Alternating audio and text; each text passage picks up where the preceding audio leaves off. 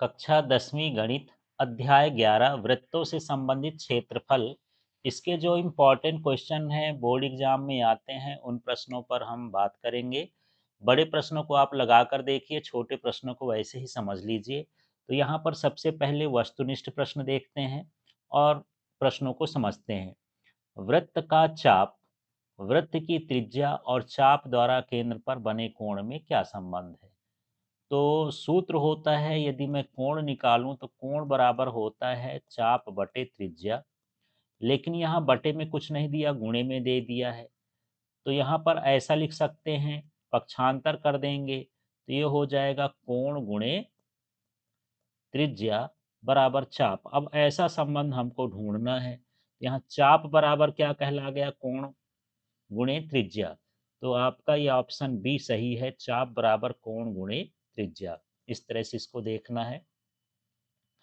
अगला प्रश्न देखिए, यदि किसी वृत्त का क्षेत्रफल 154 सेंटीमीटर स्क्वायर है तो इसकी परिमाप होगी। परिमाप का मतलब परिधि से है। तो यहाँ पर जो वृत्त का क्षेत्रफल है पाई आर स्क्वायर बराबर कितना होता है? 154 सेंटीमीटर ये दिया है। पाई का मान जानते हैं 22/7 गुणे आर स्क्वायर बराबर 154। ऐसे सवालों को लगा के ही देखना होता है। अब आर स्क्वायर बराबर हो जाएगा 154 गुणे 7/22। 22 का भाग करेंगे 7 बार जाएगा, 22 सत्ते 154 होता है, 7 7 2 बार हो गया तो आर बराबर कितना हो गया? 7 सेंटीमीटर। ये त्रिज्या आई। अब यहाँ परिमाप पूछा है। परिमाप का मतलब वृत्त में परिमाप तो नहीं होता, इसके परिमाप को ही परिधि कहा जाता है। तो परिधि का सूत्र होता है 2 पाई आर। मान रखेंगे तो 2 पाई का मान 22/7 और आर का मान 7 है। ये 7 7 कट जाएंगे, 22 में 2 का गुणा करेंगे तो 44 सेंटीमीटर। तो 44 सेंटीमीटर। आगे देखिए, त्रिज्या के वृत्त के एक त्रिज्य खंड का केंद्रीय कोण थीटा है डिग्री में, तो त्रिज्य खंड का क्षेत्रफल होगा। तो त्रिज्य खंड के क्षेत्रफल का सूत्र ये होता है जो ए नंबर में है, थीटा बटे 360 गुणे पाई आर स्क्वायर, या पाई आर स्क्वायर गुणे थीटा, कुछ भी लिख सकते हैं आप, आगे पीछे लिख सकते हैं। तो यहाँ ये ऑप्शन सही है। फिर अगला देखिए, यदि दो त्रिज्याओं R1 एवं R2 वाले वृत्तों के क्षेत्रफलों का योगफल तीसरे R त्रिज्या वाले वृत्त के क्षेत्रफल के बराबर हो तो क्या सही है? ये हमको छांटना है। तो यहाँ पर यदि R1 त्रिज्या है तो इसका क्षेत्रफल क्या हो जाएगा? पाई R1 स्क्वायर प्लस इन दोनों का योग करना है पाई R2 स्क्वायर। इनके क्षेत्रफलों का योग तीसरे के बराबर है, उसकी त्रिज्या है पाई आर स्क्वायर। क्षेत्रफल हो जाएगा पाई पाई, यहाँ से सबसे कॉमन हो गए कट जाएगा। तो मेरे पास क्या बचा? R1 square plus R2 square R square. तो यहाँ पर सही आंसर होगा R1 square plus R2 square और इक्वल टू आर स्क्वायर। तो यहाँ पर बी वाला सही है। अगला देखते हैं, एक वृत्त की परिधि एक वर्ग के परिमाप के बराबर हो तो उनके क्षेत्रफलों का अनुपात क्या होगा? तो देखिए, वृत्त की परिधि का सूत्र होता है 2 पाई आर और वर्ग के परिमाप का सूत्र होता है 4a।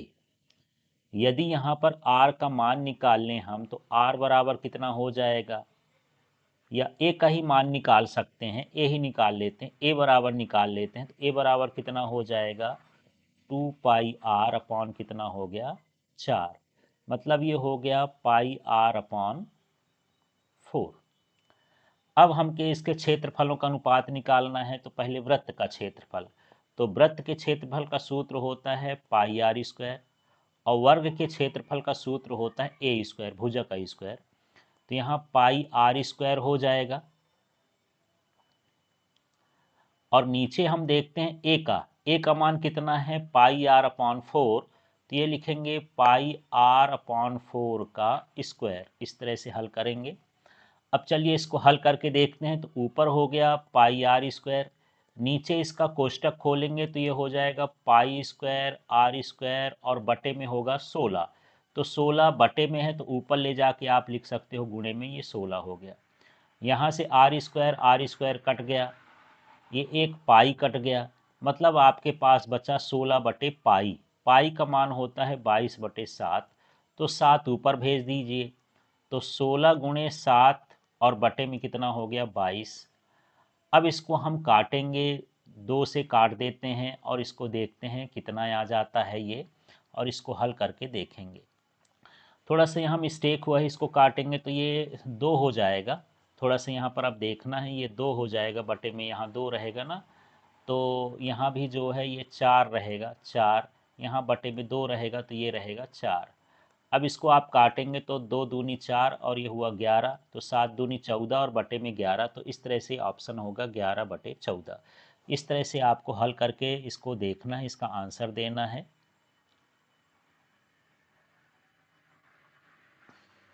अब चलिए इस प्रश्न को भी देख लेते हैं। एक वृत्त का क्षेत्रफल 24 सेंटीमीटर एवं 7 सेंटीमीटर त्रिज्याओं वाले दो वृत्तों के क्षेत्रफल का योग है। मतलब जो क्षेत्रफल का सूत्र होता है पाई आर स्क्वायर, माने ये 24 का स्क्वायर लिख देता हूँ, प्लस फिर पाई 7 का स्क्वायर, ये 7 सेंटीमीटर स्क्वायर हो गया, और यहाँ पर पाई आर स्क्वायर हो गया। इनका योग जो है तीसरे के बराबर है। यहाँ से पाई पाई कैंसिल हो जाएगा, 24 का वर्ग करेंगे तो 576, और 7 का करेंगे तो 49 हो जाएगा, ये आर स्क्वायर हो गया। इसको जोड़ देंगे तो ये 625 हो जाएगा, आर स्क्वायर हो जाएगा। आर बराबर इसका वर्गमूल निकालेंगे तो कितना हो जाएगा, 25। ये त्रिज्या आ गई, लेकिन हमसे पूछा है व्यास, तो व्यास जो होती है वो त्रिज्या का 2 गुनी होती है, तो यहाँ 25 में 2 का गुणा करेंगे तो कितना हो जाएगा, 50 सेंटीमीटर। इस तरह से इसका उत्तर होगा 50 सेंटीमीटर, माने डी वाला ऑप्शन सही है। अब चलिए यहाँ पर रिक्त स्थानों की पूर्ति वाले प्रश्नों को देखते हैं और इसको समझते हैं। प्रश्न है, वृत्त के अनुदिश एक बार चलने में तय की गई दूरी उस वृत्त की खाली स्थान कहलाती है, तो ये परिधि कहलाती है। वृत्त की परिधि के मध्य घिरे हुए क्षेत्र की माप उस वृत्त का खाली स्थान कहलाता है, तो परिधि के अंदर का जो क्षेत्र होता है क्षेत्रफल कहलाता है। एक वृत्तीय क्षेत्र का वह भाग जो दो त्रिज्याओं और संगत चाप से घिरा हो, परिबद्ध हो, उस वृत्त को खाली स्थान कहते हैं, वो त्रिज्यखंड कहलाता है। त्रिज्यखंड की संगत चाप की माप उस चाप की खाली स्थान कहलाती है, चाप की लंबाई कहलाएगी। वृत्तीय क्षेत्र का वह भाग जो जीवा और संगत चाप से परिबद्ध होता है, उसे वृत्त का खाली स्थान कहते हैं, वृत्तखंड कहलाएगा। इसलिए बड़े ध्यान से पढ़ना है, वही त्रिज्यखंड, वही चाप, वही जीवा बार बार आता है, तो इन सेंटेंस को अच्छे से देखना। अब चलिए ऐसे प्रश्नों को देखते हैं जो जोड़ी में आते हैं। यहाँ पर वृत्त का क्षेत्रफल है, तो इसका जो सूत्र होता है ये होता है पाई आर स्क्वायर। फिर है वृत्त की परिधि की माप, तो जो वृत्त की परिधि होती है उसका सूत्र होता है 2 पाई आर। फिर वृत्त के चाप की लंबाई, तो वृत्त के चाप की जो लंबाई होती है वो थीटा, वैसे तो सूत्र होता है थीटा बटे 360 गुणे 2 पाई आर होता है, तो 2 से इसको काट देंगे तो 180, तो ये वाला भी सूत्र सही है। वृत्त के व्यास d एवं त्रिज्या r में संबंध, तो जो व्यास होता है त्रिज्या का 2 गुना होता है, तो ये वाला सही है। और यहाँ पर ये वृत्त त्रिज्यखंड का क्षेत्रफल है, वृत्तखंड का क्षेत्रफल ये होता है। इस तरह से यहाँ पर हमको त्रिज्यखंड का क्षेत्रफल का मिलाना है। अब आगे के प्रश्नों को देखते हैं जो सत्य सत्य में पूछे जाते हैं। सर्वांग सम वृत्तों के क्षेत्रफल सदैव बराबर होते हैं, सत्य है। समरूप वृत्तों के क्षेत्रफल सदैव बराबर होते हैं, असत्य है। समरूप के नहीं होते हैं क्षेत्रफल। सर्वांगसम वृत्तों के परिमाप सदैव बराबर होते हैं, सत्य है। समरूप वृत्तों के परिमाप सदैव बराबर होते हैं, असत्य है। यदि एक वृत्त की परिधि एक वर्ग के परिमाप के बराबर है तो वृत्त का क्षेत्रफल बड़ा होता है वर्ग के क्षेत्रफल से, तो ये कथन सत्य है। अब देखिए एक शब्द वाले प्रश्नों को देख लेते हैं। एक वृत्त के व्यास d एवं परिधि में क्या संबंध है, तो जो परिधि का सूत्र होता है 2 पाई r होता है, तो हम इसको हम लिख सकते हैं ऐसे, पाई और 2r इकट्ठा कर दें तो 2r का मतलब व्यास होता है, माने यहाँ इसकी जगह d लग सकते हैं, तो ये पाई d हो जाएगा। इस तरह से हमको निकालना है। अब देखिए एक वृत्त के व्यास d एवं उसके क्षेत्रफल में क्या संबंध है, तो वृत्त का क्षेत्रफल का सूत्र क्या होता है, पाई आर स्क्वायर होता है। लेकिन जो ये आर है तो ये 2r बराबर d होता है, तो r बराबर क्या हो जाएगा, d बटे 2 हो जाएगा। तो हम d लिखेंगे क्योंकि हमको व्यास में बताना है, तो पाई और d बटे 2 का क्या लिख देंगे, ये स्क्वायर, तो ये हो जाएगा पाई हो गया। इसके बाद यहाँ पर ये 2 है बटे में, तो पाई बटे 4 लिख देना है। और यहाँ पर डी स्क्वायर। तो इसको आप ऐसा लिख दीजिए तो ज़्यादा समझ में आएगा, पाई डी स्क्वायर अपॉन क्या हो गया 4। इस तरह से हमको संबंध बताना है व्यास के साथ। चलिए थोड़ा इस सारांश को भी देख लेते हैं, फिर इम्पॉर्टेंट प्रश्नों को देखेंगे। इनमें से प्रश्न भी आ जाते हैं। त्रिज्या आर वाले वृत्त के एक त्रिज्य खंड जिसका कोण अंशों में थीटा है के संगत चाप की लंबाई। तो ये सूत्र होता है थीटा बटे 360 गुणे 2 पाई आर। फिर त्रिज्या आर वृत्त के एक त्रिज्य खंड जिसका कोण अंशों में थीटा है का क्षेत्रफल होता है, तो थीटा बटे 360 गुणे पाई आर स्क्वायर। फिर एक वृत्त खंड का क्षेत्रफल, तो ये होता है संगत त्रिज्य खंड का क्षेत्रफल और माइनस संगत त्रिभुज का क्षेत्रफल। ये वृत्त खंड के क्षेत्रफल का सूत्र होता है। ये कभी खाली स्थान में एक वाक्य में कैसे भी पूछे जा सकते हैं। अब चलिए इस प्रश्न को देखते हैं, ये भी इम्पॉर्टेंट है। त्रिज्या 4 सेंटीमीटर वाले एक वृत्त के त्रिज्य खंड का क्षेत्रफल ज्ञात कीजिए जिसका कोण 30 डिग्री है। इतना भी आ सकता है, इसके आगे और बढ़ा के भी टुकड़े में भी आ जाता है प्रश्न। साथ ही संगत त्रिज्य खंड का क्षेत्रफल भी ज्ञात कीजिए। तो सबसे पहले यहाँ पर दिया हुआ है त्रिज्यखंड ओ ए पी बी। ये चित्र आप बना सकते हैं, ये है ओ ए पी बी, ये त्रिज्यखंड हो गया। अब त्रिज्यखंड के क्षेत्रफल का सूत्र होता है थीटा बटे 360 पाई आर स्क्वायर। तो थीटा का मान यहाँ पर दिया है 30, तो 30 बटे 360। पाई का मान 3.14 है। आर का मान जो त्रिज्या दिया है 4 दिया है, तो 4 गुणे 4 हो गया। यदि आप इसको ऊपर गुणा करके काटेंगे तो इस तरह से, जैसे ये 4 नैया 36, 90 हो गया। ये शून्य शून्य भी कट जाएगा। फिर ये 2 दूनी 4 और 2 तिहाई, ये इस तरह से इसको काटेंगे। 3 से काट देते हैं, 3 तिरकाई 9 हो जाएगा। अब 4 का गुणा आप इसमें कर देंगे, ये ना कटेगा। 4 का गुणा इसमें करेंगे तो ये हो जाएगा बटे में 3। फिर भाग कर देंगे 3 का, तो 4.19 सेंटीमीटर स्क्वायर इसका क्षेत्रफल आ जाएगा। तो यहाँ सूत्र पता है तो हल करना आपका तरीका है, आप अपने हिसाब से गुणा भाग जोड़ घटाना कर सकते हैं। अब संगत दीर्घ त्रिज्यखंड का क्षेत्रफल चाहिए, तो हम वृत्त के क्षेत्रफल से त्रिज्यखंड का क्षेत्रफल घटा देंगे।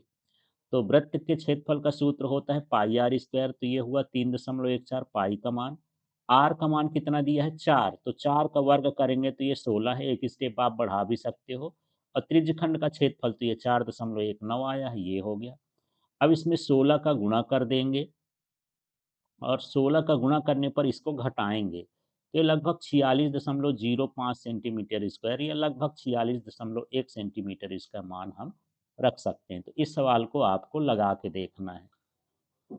अब चलिए इस प्रश्न को भी देखते हैं। प्रश्न है 6 सेंटीमीटर त्रिज्या वाले एक वृत्त के एक त्रिज्य खंड का क्षेत्रफल ज्ञात कीजिए जिसका कोण 60 अंश है। यहाँ आर का मान 6 सेंटीमीटर दिया है त्रिज्या, और थीटा का मान 60 डिग्री दिया है। त्रिज्य खंड के क्षेत्रफल का सूत्र थीटा बटे 360 गुणे पाई आर स्क्वायर होता है। इसमें मान रख देंगे, थीटा की जगह 60, पाई की जगह 22/7, आर की जगह जो है 6 का वर्ग रख दिए हैं। अब इस सभी को हल करेंगे तो ये देखिए ये 6 आ जाएगा और यहाँ से भी ये 6 कट जाएगा।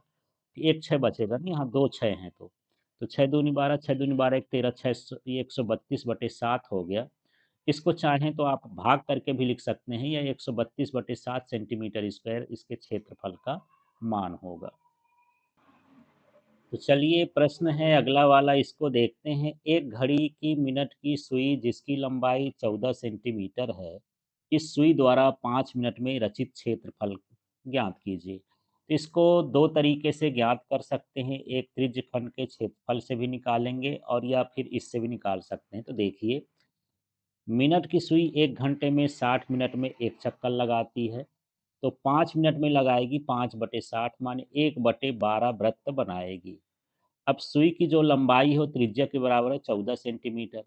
तो वृत्त के अंश का क्षेत्रफल 1/12 पाई आर स्क्वायर हो गया। क्षेत्रफल तो होता है वृत्त का पाई आर स्क्वायर, लेकिन इससे 1/12 भाग ही बन रहा है, तो 1/12 पाई आर स्क्वायर। अब इसमें हम मान रख देंगे, तो 1/12, पाई का मान 22/7, आर का मान 14 है।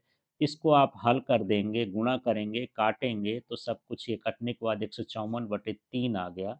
यदि इसको और भी काटना चाहें तो 3×5 = 15, 3×1 = 3, ऐसे ऐसा सेंटीमीटर स्क्वायर दशमलव में भी लिख सकते हैं। दूसरा तरीका यही है, त्रिज्यखंड का क्षेत्रफल है, तो जो 5 मिनट में कोण बनता है, वो 1 मिनट का 6 डिग्री होता है। 1 मिनट में जो कोण बनता है वो 6 डिग्री बनता है, तो 5 मिनट में जो बनेगा, तो 6 गुणे 5 हो गया, माने 30 डिग्री हो गया। तो थीटा का मान यहाँ पर 30 ले लेंगे और त्रिज्यखंड का क्षेत्रफल का जो है सूत्र लगा देंगे। तो आप जानते हैं थीटा बटे 360 गुणे क्या होता है, पाई आर स्क्वायर। तो यहाँ पर थीटा का मान 30 है, तो 30 बटे 360 गुणे क्या हो गया, पाई आर स्क्वायर। इसको भी काटेंगे तो ये 1/12 ही आएगा। तो ये 1/12 पाई आर स्क्वायर। तो इस तरीके से भी आप शुरुआत कर सकते हैं, जैसा आपको करना है, दोनों ठीक है। अब देखिए इस प्रश्न को, एक छतरी में 8 ताने हैं, ये चित्र दिख रहा है, जो बराबर दूरी पर लगे हैं। छतरी को 45 सेंटीमीटर त्रिज्या वाला एक सपाट वृत्त मानते हुए इसकी दो क्रमागत तानों के बीच का क्षेत्रफल ज्ञात करिए। तो हम इसे एक त्रिज्यखंड मान सकते हैं। तो लिख देना है, बराबर दूरी पर लगी 8 ताने वृत्त को 8 बराबर त्रिज्य खंडों में विभक्त करती हैं, जिसकी त्रिज्या 45 सेंटीमीटर दी गई है। तो यहाँ पर जो क्षेत्रफल होगा प्रत्येक त्रिज्य खंड का, तो वृत्त का क्षेत्रफल होता है पाई आर स्क्वायर, और एक का हम निकालेंगे तो 1/8 पाई आर स्क्वायर हो जाएगा। तो 1/8, पाई का मान 22/7, आर का मतलब 45 गुणे 45 स्क्वायर है, तो 2 बार लिख दिए हैं। अब इनका हम गुणा करेंगे, भाग करेंगे, इसको काटेंगे, तो ये मान आएगा। इसको आप भाग करके देखिए, मैंने डायरेक्ट ही लिख दिया है, इतना सेंटीमीटर स्क्वायर इसका क्षेत्रफल है जो इसमें आया है। लेकिन आप 28 का भाग करके इसमें देख लीजिए तो दशमलव में कुछ मान आएगा। तो इन्हीं प्रश्नों को आपको तैयार करना है। और एक प्रश्न और देखते हैं। एक वृत्त के चतुर्थांश का क्षेत्रफल ज्ञात कीजिए जिसकी परिधि 22 सेंटीमीटर है। तो हमको दिया है परिधि बराबर 2 पाई आर है, लेकिन इसका मान 22 है, तो हम लिख दिए 2 पाई का मान 22/7, आर की जगह आर, इसका मान 22 है तो 22 लिख देंगे। यहाँ से 22 तो कट जाएंगे, आर का मान निकालेंगे इस तरह से काट करके, तो ये 7/2 सेंटीमीटर। ये काटने का तरीका आपका अलग हो सकता है। चतुर्थांश का मतलब होता है चौथा भाग, तो वृत्त का क्षेत्रफल होता है पाई आर स्क्वायर, तो 1/4 पाई आर स्क्वायर हो जाएगा। 1/4 पाई का मान 22/7 है, आर का मान हम यहाँ से निकाल लिए हैं परिधि से, तो 7/2 गुणे 7/2 है।